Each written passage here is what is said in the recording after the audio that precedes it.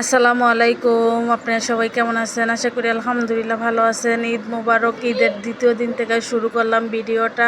যদি ভালো লাগে লাইক কমেন্ট শেয়ার করে দিবেন। আশা করি আমি ঈদের দিন কোনো ভিডিও নেইনি, ঈদের পরের দিন আমাদের কুরবানি দিয়েছে, ভিডিও নেইনি।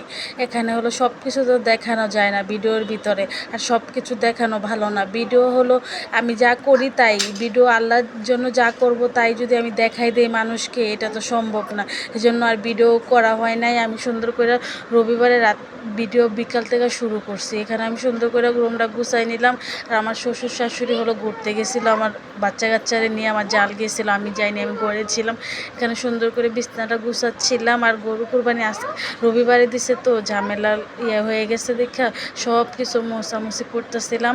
এখানে হলো কুরবানি দেওয়া আলহামদুলিল্লাহ শেষ, মাংস বিলানো শেষ হয়ে গেছে গা।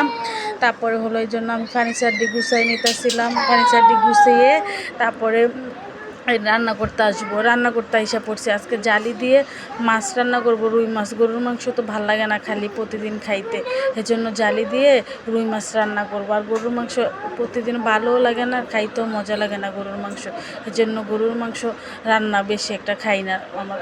এখানে হলো মাছটা আমি সুন্দর করে ভাইজা নিতেছিলাম। রুই মাছ ছিল ফ্রিজে, মাংস দেওয়ার পরে হলো রুই মাছটা নামাই ফেলছিলাম, নামাইয়ে রান্না করব এখন জালি দিয়ে। এখানে হলো একটা কড়াই বসাই দিছি, কড়াইয়ের ভিতরে পরিমাণ মতন তেল দিয়ে দিলাম। পরিমাণ মতন তেল দিয়ে তারপরে পেঁয়াজ কুচি দিয়ে দিব। পেঁয়াজটা সুন্দর করে ভাজা ভাজা করে নিব। ভাজা ভাজা করে তারপরে এক এক করে সব মশলা এখানে অ্যাড করবো। আর এত গরম পড়ছে, অনেক গরম, গরমে তো থাকাই যায় না রুমের ভিতরে। এখানে আদা রসুন বাটা দিয়ে দিলাম। আদা রসুন বাটা দিয়ে পানি দিয়ে দিলাম। পানিটা দেওয়ার পর এখানে হলো আমি দিয়ে দিব লবণ, দিয়ে দিব পরিমাণ মতন। লবণটা দেওয়ার পরে হলো হলুদের গুঁড়া দিব, মরিচের গুঁড়া দিব, দিয়ে সুন্দর করে তরকারিটা কষাই নিব। কষাইয়ে তারপরে হলো এখানে জালি আমি সুন্দর করে কাইটা রাখছিলাম, ভিজাই রাখছি পানির ভিতরে। জালির একটা কষ আছে, এই জন্য জালির ভিতরে তরকারিটা ভিজাই রাখছিলাম। তরকারিটা ভিজাই থাকানোর পরে হলো এখন আমি চুলায় দিয়ে দিব এটা কষানোর তরকারির ভিতরে। এখানে সুন্দর করে আমি আবার কষাইতেছিলাম তরকারিটা। এখানে কষানো হয়ে গেছে, আমি জালিটা দিয়ে দিতেছিলাম। জালিটা দিয়ে সুন্দর করে লাড়াচাড়া দিব। লাড়াচাড়া দেওয়ানোর পরে এখানে আমি পানি দিয়ে দিব। পানিটা কষানো হয়ে গেছে, জালিটা দেওয়ার পরে কষানো হওয়ার পরে এখানে আমি পানি দিয়ে দিব। পানি দিয়ে ঢাইকা দিব 2-3 মিনিটের জন্য।